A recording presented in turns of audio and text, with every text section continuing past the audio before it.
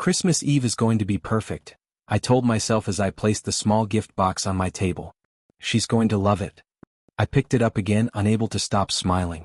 3 months of extra shifts, all for this necklace, I whispered. Emily better not laugh at me for getting emotional. My phone buzzed just as I was about to wrap it. Emily, hey, can we talk? I answered quickly. Yeah, what's up? You sound tired.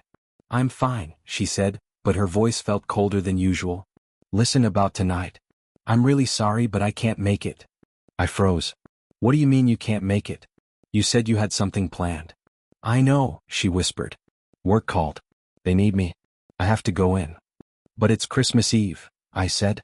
You promised. I'm sorry, she repeated, sounding more distant. I'll make it up to you. I swallowed hard. Are you okay? You don't sound like yourself. I'm just stressed, she said quickly. I have to go. Talk later, okay? The call ended before I could say another word. I stared at my screen, feeling something twist in my chest. Work? On Christmas Eve? That's not like her. The door opened behind me.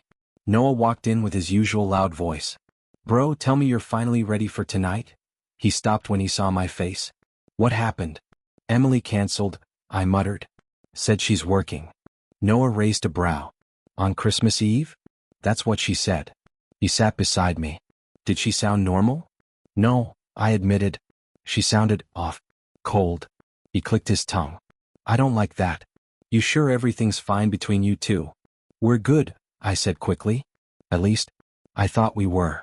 You've been killing yourself with overtime for that necklace, he said. Did you show her? No. I wanted to surprise her. Then why does this feel wrong? He asked quietly. I didn't answer. I didn't know how to answer. Noah leaned forward. Look, I'm not trying to stress you out. But you know when someone's voice changes?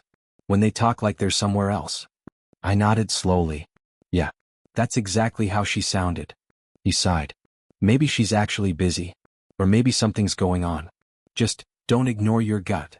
My gut is confused, I said. I love her, man. 3 years. She wouldn't lie. People lie, he said softly. Even the ones we trust. I clenched my fist. Emily wouldn't do that. Then call her later, he suggested. See how she sounds? I nodded. Yeah, maybe I'm overthinking. He eyed the small box on the table. Can I see it? I hesitated, then opened it. The silver necklace glimmered under the light. Noah whistled. Damn. She better cry when she sees that. She said she always dreamed of owning something like this, I said. I wanted tonight to be special. It still can be, he said. Maybe she really is stressed. I hope so, I whispered. I really hope so. Noah nudged me. You want to hang out tonight? Take your mind off things? No, I said. I'll wait for her call. He stood. All right. But if anything feels off, tell me. I will. After he left, I sat alone with the necklace in my hand. She wouldn't hurt me, I whispered. She wouldn't. But as the quiet filled the room, the knot in my chest grew tighter. And for the first time, I was scared that tonight wouldn't be the Christmas I dreamed of. I sat on my couch, staring at the necklace box. Maybe I should text her, I whispered. Just to check. My phone buzzed before I could unlock it. A call from Emily, except she hadn't meant to call me. The screen said call ended, but her voice suddenly echoed through the speaker. Are you sure? She whispered. I frowned. Emily? She didn't hear me. I can't wait to see you tonight. He won't find out. The blood drained from my face. What? I whispered. A man laughed softly. Relax. He's clueless. I recognized that voice instantly. Michael. Her ex. The one she swore she blocked. My chest tightened as I waited for her to deny it, to say something, anything. Instead, she whispered, I missed you. I dropped the phone. No. I picked it up again and shouted, Emily. Emily, can you hear me? But the call had already disconnected. My hands shook as I called her back. What? Twice. 5 times. She didn't answer a single one. No, I muttered, pacing the living room. There has to be an explanation. She wouldn't cheat. She wouldn't. My phone rang again, but it was Noah. Bro, you okay? He asked. I heard her, I said, my voice breaking. She pocket dialed me. She's with Michael. What do you mean with Michael? He snapped. I heard them together. She said she couldn't wait to see him tonight. He cursed loudly. I knew something was wrong. I knew it. Don't, I said. I'm trying to think. Maybe they were talking about something else. Maybe. No.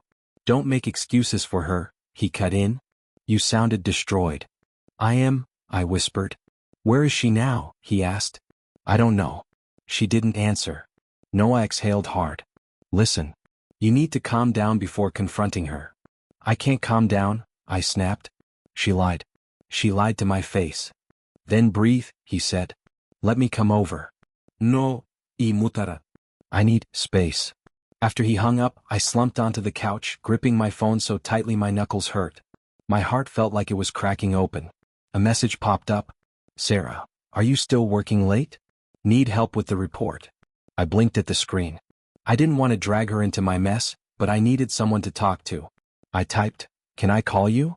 She responded instantly, call me. I dialed her number. Hey, she said gently. You sound bad. What happened? I heard Emily with someone, I said. With her ex. She stayed quiet for a second. What exactly did you hear?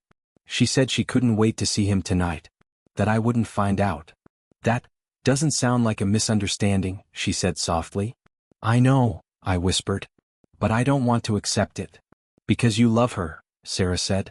But love doesn't erase reality. I keep calling her but she won't answer, I said. Why isn't she answering? Maybe she turned off her phone, she said. Or maybe she doesn't want you to know where she is. That hurts even more, I muttered. Listen to me, she said. Don't jump into revenge or anger. Not yet. First find out the truth. You deserve that. What if the truth destroys me? I whispered. What if knowing is the only way to save yourself? She countered. I buried my face in my hands. I don't know what to do. Then start with the simple thing, she said. Try calling her one more time. I called. It rang once, twice, then went straight to voicemail. I stared at the silent phone. She turned it off, I whispered.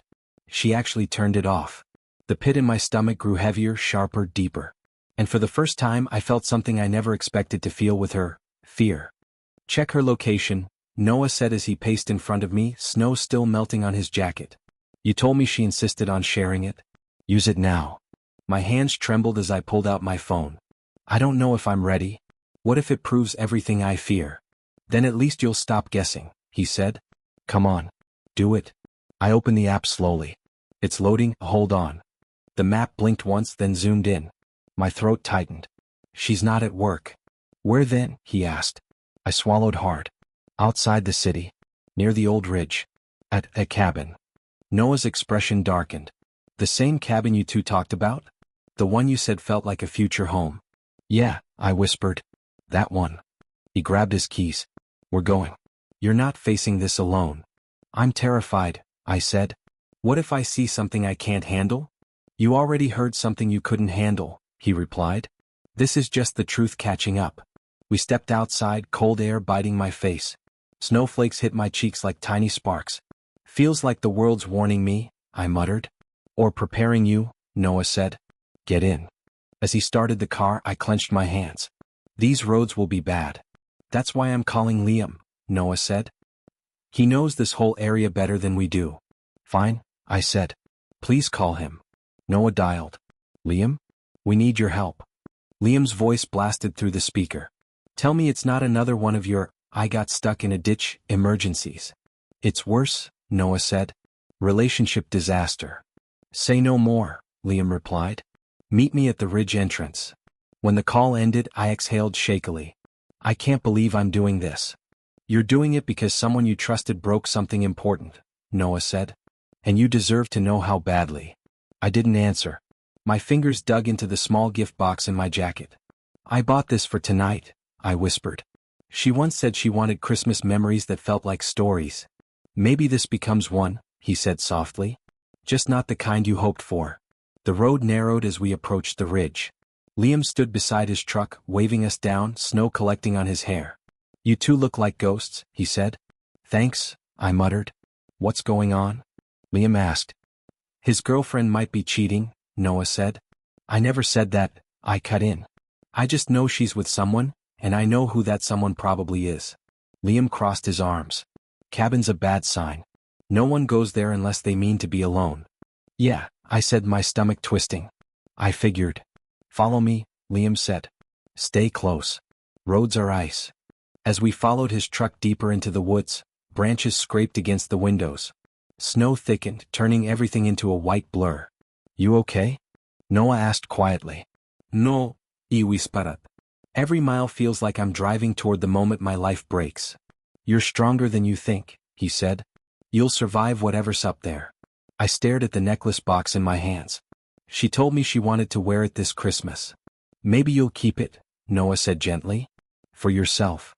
Or throw it into the snow, I said. I don't know anymore. The trees finally opened, revealing the cabin tucked between tall pines. Warm yellow light glowed from inside, soft and intimate. My breath caught. She's in there.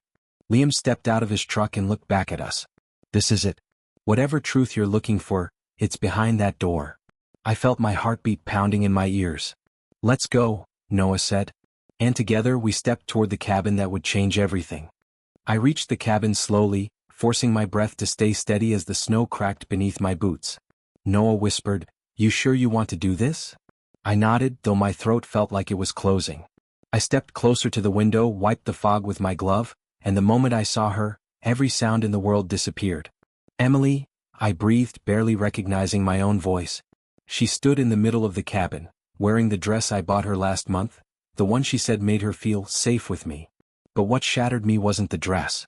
It was the necklace on her chest. The necklace meant for tonight, for us, for the promise I thought we still shared.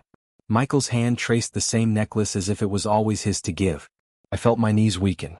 No, this can't be real, I whispered. Then they kissed. His arms wrapped around her waist, her fingers curling in his shirt like she belonged there. I felt something inside me break, clean and sharp. Noah grabbed my arm before I collapsed. Hey, breathe, he whispered. Don't fall apart here. She's wearing my gift, I muttered. Why is she wearing my gift? A voice suddenly came from the side. You guys shouldn't be standing this close. The owner doesn't like strangers near the cabin. I turned to see a woman in a large coat, holding a lantern. I'm Mia. I live next door. Noah stepped forward. Do you know who she is? Mia squinted through the window. Yeah, Emily. She comes here often with him. My heart stopped. Often. Yeah, Mia said. This isn't new. I felt the world tilt. How long? I demanded. Months, I think. He used to bring someone else before her. Same pattern. It wasn't just betrayal now, it was humiliation. My chest burned as I backed away from the window. I can't stay here, I said, my voice cracking. Noah nodded and guided me toward the car. I walked like I was underwater, soundless, weightless, empty. Mia followed a few steps. For what it's worth, you don't deserve this. I didn't answer. I couldn't. When I reached the car, I opened the door and sat inside without speaking. The cold didn't bother me anymore. Nothing did. Noah sat beside me quietly. Say something, man. I stared at my shaking hands. I thought she loved me. People lie, Noah whispered. I closed my eyes as the cabin lights glowed behind the falling snow. Something died in me tonight, I murmured. But something else woke up too. Noah leaned forward. What woke up? I swallowed hard. The part of me that finally sees the truth. Snow piled on the windshield as silence settled between us like a heavy blanket. I kept picturing Emily's smile, the smile she used to give me, and how easily she turned it toward someone else. The betrayal wasn't loud, it was quiet, slow, like cold water rising around my neck. Noah finally spoke again. You want to go home? I shook my head. Home doesn't feel like home right now. Then where? He asked. I stared out at the snow-covered road, my breath trembling. Anywhere but here. Noah nodded slowly, understanding without needing more explanation. Mia tapped the window gently before stepping back into the storm. Take care of yourself, she said. I watched her disappear into the darkness, her lantern flickering like a dying star. I exhaled slowly, gripping the car seat as if it could keep me from falling apart completely. I whispered, this is only the beginning for me. Tonight. I sat in the car, snow melting against the windshield, and finally let it all out. Noah, my voice broke. I can't believe she. Shoo, he said, gripping my shoulder. It's okay to cry. You don't deserve this. I feel worthless, I whispered, my hands covering my face. Humiliated. Betrayed.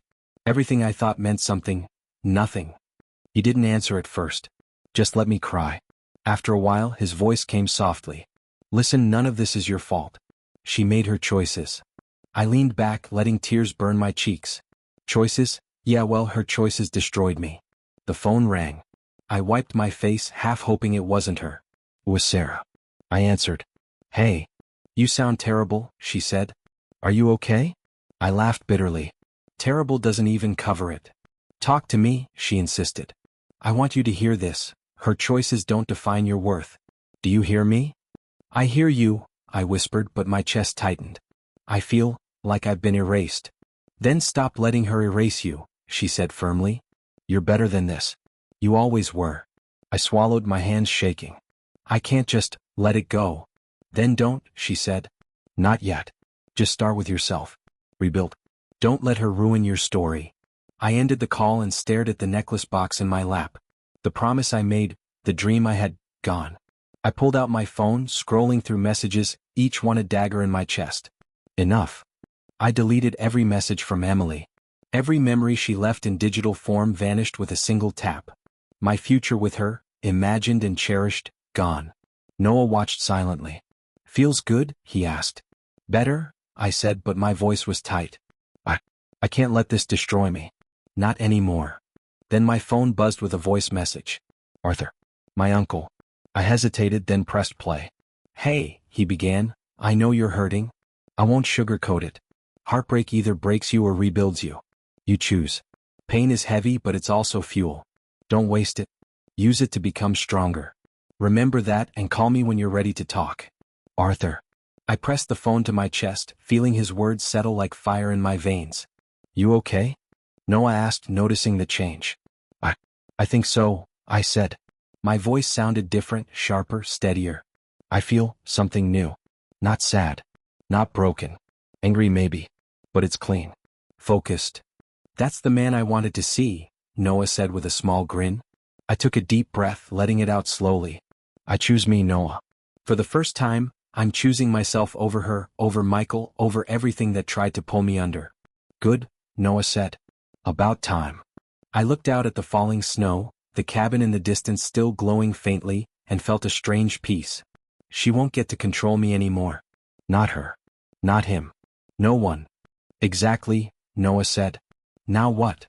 I smiled faintly. Now I rebuild. I focus on me, on my life. On being better. Stronger. Smarter. And me? Noah asked, raising a brow. You, I said, smirking. Stay my witness. And my voice of reason. Don't let me slip back. No promises, he said, laughing softly. I looked down at the necklace box once more, then tossed it into the snow outside. Goodbye, I whispered. And thank you, for everything I thought I lost. I won't need it anymore. Noah clapped me on the shoulder. That's the spirit. Let's get out of this freezing car and start living again. I inhaled sharply, feeling the cold bite my lungs, and grinned. Yeah, starting now. I'm done being broken. And for the first time since everything began, I felt free. Days passed and I didn't answer Emily's messages. Not a single one. Emily, hey, can we talk? I stared at the screen. My thumb hovered. Then I deleted it. No one noticed. Still ignoring her? He asked, raising an eyebrow. I can't, I said. Not yet. Or maybe ever. You sure? He asked. Positive. I shoved the phone in my pocket. I'm done letting her control me. A few days later, Sarah called. You sound better, she said. I am, I admitted. Or at least, I think I'm healing. Good, she said. You've been through a lot. Don't let her drag you back into it. I won't, I promised. I overheard coworkers gossiping near the coffee machine. Did you hear about Michael? One whispered. His whole project collapsed after that client found out he was lying about the deadlines. No way, another said. He's done for. People are avoiding him now. I froze, then smiled quietly. Karma. Not my doing. Sarah appeared behind me. See? Sometimes the universe handles things. I nodded. Feels strange, watching her world unravel without me touching it. You're not meant to interfere, she said. You're meant to rebuild yourself. I started focusing on me. Work, health, sleep. Even simple things felt good again. Sarah became a constant presence, checking in, encouraging me to get out of the apartment, to live. Noah, I said one evening, I actually laughed today. Really laughed. He laughed back. Finally. That's the old you. Emily's messages became frantic over the next week. Emily, please, I just want to explain. Emily, I made a mistake. I need you to hear me. I didn't reply. Not once. Rumors floated around town about her and Michael.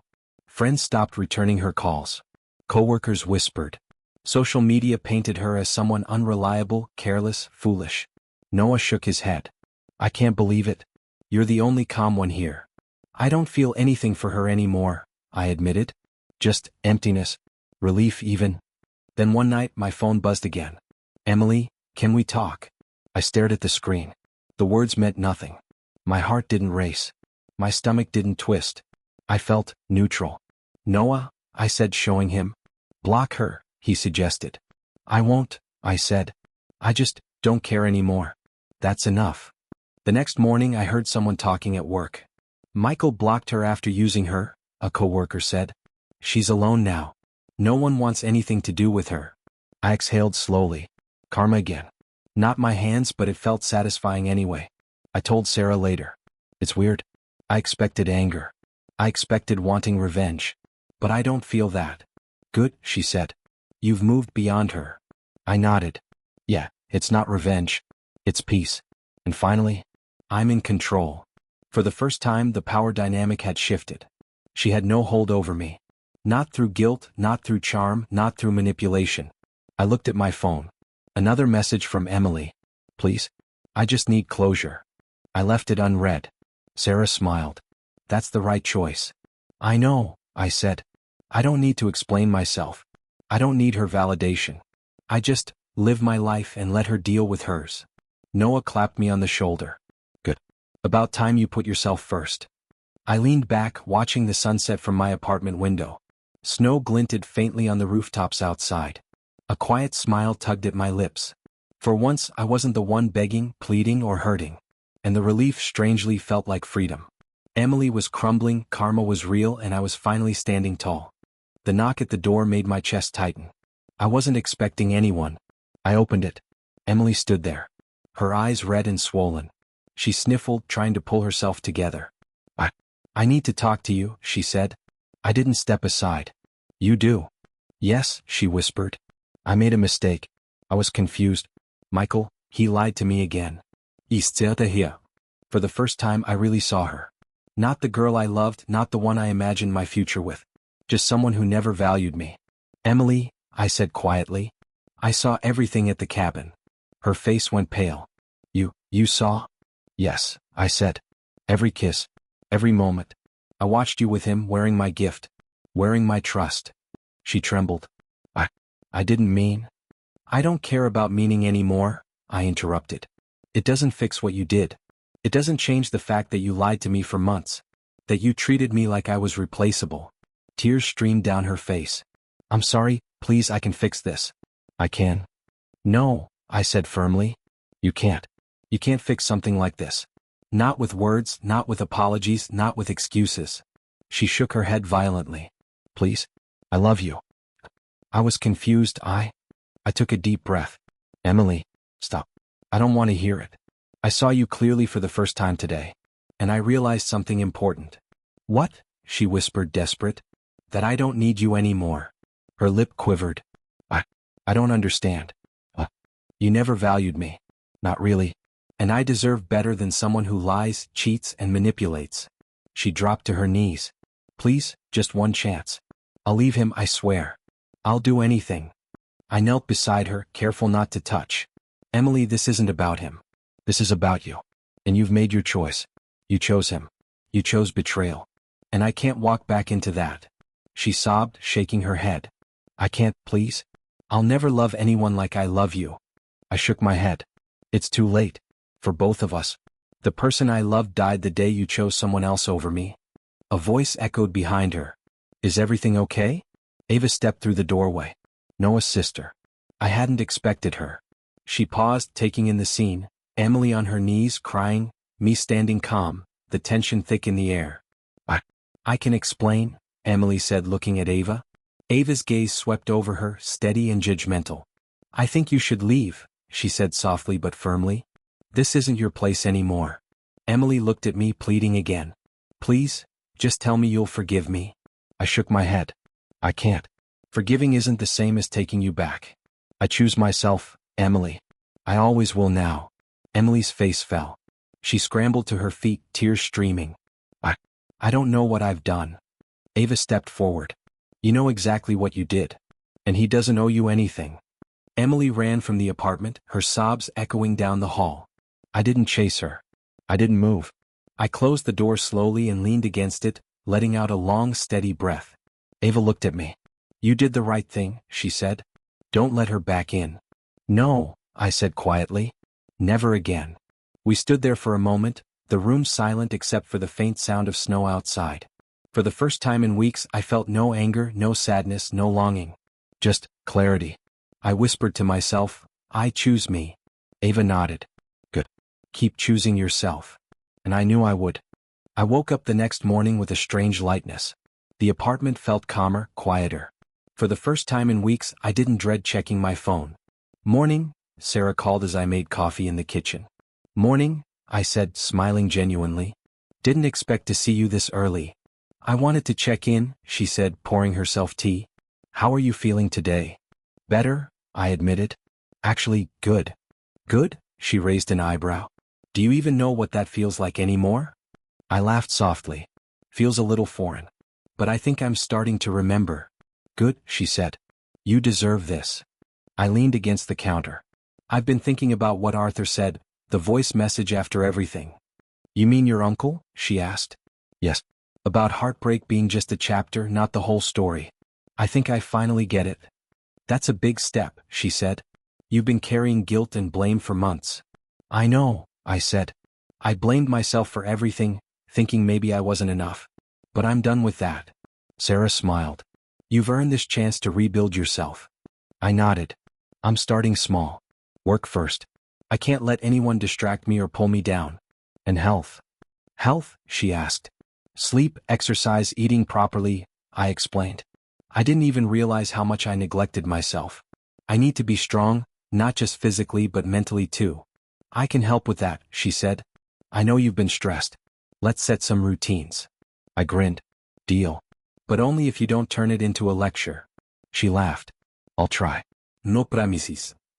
The next few days were different. I woke up earlier, ran in the mornings, and even cooked for myself. I laughed at little things like when Noah barged in unexpectedly and yelled, You look like the upgraded version of yourself. Upgraded? I asked, mock offended. Yeah, he said, arms crossed. You're sharper, cleaner, and actually smiling. It's creepy how different you look. I laughed and it felt good, honest. Arthur called one evening. So, how's my favorite heartbroken nephew doing? Much better, I said. I'm focusing on me now. Work, health, life. I'm not obsessed with what I lost. I'm building something new. That's what I wanted to hear, he said warmly. Remember, you can't control the past. You can only decide what you become next. I get it now, I said. It's not about revenge, anger, or guilt. It's about living my life, fully. Exactly, he said. Keep going. Keep growing. You're stronger than you think. I hung up, feeling that fire inside me, the part that wants to live, to improve, to become someone proud of himself. Sarah checked in later. You're glowing, she said, noticing the change. Maybe I am, I said, smiling. I finally sleep through the night, eat properly, and even laugh without thinking about her. That's huge, she said. I can see it too. People notice when someone starts respecting themselves again. Yeah, I said softly. Even no one noticed. And it feels right. Like I'm reclaiming parts of me I forgot existed. You're not just surviving, she said. You're thriving. I looked out at the city lights, feeling alive again. I've spent months feeling broken, angry, and lost. But now, I'm finally building the man I lost. And this time I'm proud of him. Sarah smiled. Good. Keep him. He's worth it. I nodded, sipping my coffee. For the first time in months, I felt a quiet, steady pride. I whispered to myself, I'm alive. I'm me. And that's enough. I heard whispers at work first. Did you see Emily? One coworker said. She's a mess. Michael left her. Again. What? I asked, surprised, though a small part of me had already guessed. They say she's financially ruined. Missed too many days. Lost her job, another said. I nodded silently. No sok, no anger. Just a quiet observation. Noah called that evening. You hearing this? He asked. I am, I said. And it's strange. Not relief. Not joy. Just information. Man, he said. This is what happens when someone throws away gold for cheap metal. I exhaled, letting his words settle. Yeah, I said softly. You're right. Emily tried reaching me again. Multiple calls. Messages. Emails. Emily, please? I need to explain. Emily, I can't believe I lost you. Emily, can we meet? Just talk. I stared at the screen, thumb hovering. I didn't block her out of anger. I blocked her because I honestly didn't care. Good, Noah said when I showed him. Don't even glance at them. Let her figure herself out. I pressed block. Quietly. Calmly. No satisfaction. No revenge. Just indifference. Sarah called later. How are you holding up? She asked. I feel neutral, I said. Empty maybe. But free. That's progress, she said. It means you're finally healed. I nodded. It's strange. I don't feel happy seeing her fail. I just watch. Learn maybe. Understand how life works when you make wrong choices. Noah laughed lightly over the phone. You sound like a philosopher now. I like it. I'm just alive, I said. Observing without being attached. That's new for me. The next day I saw news online. Rumors confirmed. Michael had cheated on her again. Publicly this time. She had nowhere to turn. Friends unfriended her online. Former colleagues distanced themselves. Financial stress piled on top of emotional stress. I didn't celebrate. I didn't comment. I didn't feel a thing. Noah leaned back in his chair beside me. Look at her now. The girl who ignored everything she had. The one who lied, cheated, and betrayed. Karma's finally finishing the job. I nodded. It hurts a little, I admitted. Not because she's failing, but because she realized too late. That should have been me a long time ago. You're not the same man, Noah said. You learned. You healed. You rebuilt. That's why you're standing and she's falling. I felt the truth in his words. Yeah, I said quietly. I can't go back to caring. Not now. Not ever. She doesn't get that privilege anymore. Messages kept coming from her, increasingly frantic. Emily, I can't live like this. Please. Emily, you don't understand. Emily, I'll do anything. Just take me back. I blocked each one without hesitation. Every buzz of my phone that could have been her, ignored. Sarah smiled at me during our next call. You're finally free of her, she said. I am, I whispered. It's strange. I don't hate her. I don't want revenge. I just feel nothing. And that feels stronger than anger. Noah patted my shoulder. Nothing feels better than nothing sometimes. I stared out the window at the snow falling softly on the city rooftops. Silent, cold, and indifferent, just like I felt inside. Too late for her, I murmured. Always too late. Noah nodded. Yeah, that's life. And now, we move forward. I exhaled slowly, letting the truth settle. Karma had done its work. Emily's regret came too late. And I was finally free. Snow crunched beneath my boots as I approached the cabin. The same cabin that had haunted me for months. A year had passed and I was a different man. Noah's voice echoed in my head. You've rebuilt yourself. Don't let the past pull you back. I reached the small wooden fence and paused. My hands gripped the gift box. The one Emily never deserved, the one I never gave. I knelt in the snow, letting it dust my sleeves. This ends today, I whispered. I dug a small hole and lowered the box in. The metal glint of the necklace peeked out briefly before I covered it with snow. Goodbye, I said softly. I don't need this memory anymore. The cold air filled my lungs, but it felt cleansing. Free. My phone buzzed. Sarah. Hey, she said cheerfully. We're having dinner with some friends tonight. You should come. I smiled, looking at the snowy clearing around the cabin. I think I'd like that. Thanks, Sarah. Great. I'll pick you up in an hour, she said. I pocketed my phone and stood, brushing the snow from my coat. I stared at the cabin one last time. It had been a place of heartbreak, betrayal, and shattered trust. But today it was just wood and snow. Nothing more. I whispered again, more to myself than anyone else. I'm done looking back. Done hurting. Done waiting for apologies I'll never need. The wind shifted, biting at my face, and I felt alive. Truly alive. I began walking down the path, each step lighter than the last. My mind replayed the year, The nights I cried, the nights I rebuilt myself, the mornings I found strength I didn't know I had. Hey, I said aloud softly. I survived. I became better. I chose myself. I could almost hear Arthur's voice. Heartbreak is a chapter, not your whole story. Exactly. Noah's laughter from last Christmas echoed faintly in memory. Upgraded version of yourself, he had said. I chuckled to myself, the sound warm in the cold air. I had been broken, yes, but now I was whole. The city lights glimmered in the distance. Warm, inviting. I felt drawn to them. Not because of anyone waiting there, but because of life waiting for me. My phone buzzed again. Sarah. You on your way? Yes, I said. I'll be there soon. Good. Can't wait to see you, she said. I smiled, pocketing the phone. The warmth from her voice stayed with me. Not love yet. Not longing. Just peace, respect, and the comfort of friendship. I walked faster, leaving the cabin behind. The snow crunched rhythmically beneath my boots. The past was buried under it, quite literally. I inhaled deeply, letting the scent of pine and cold air fill my lungs. I'm free, I whispered. Finally free. The city lights grew brighter as I approached the road. The cabin faded behind me, a memory sealed. I felt no anger, no sorrow, no emptiness. Just strength. Just calm. Just me. I slid into my car and started the engine. Heat washed over me, mingling with the winter air from the vents. I glanced at the rearview mirror, at the faint outline of the cabin. A year ago it would have made me tremble. Today, it made me smile.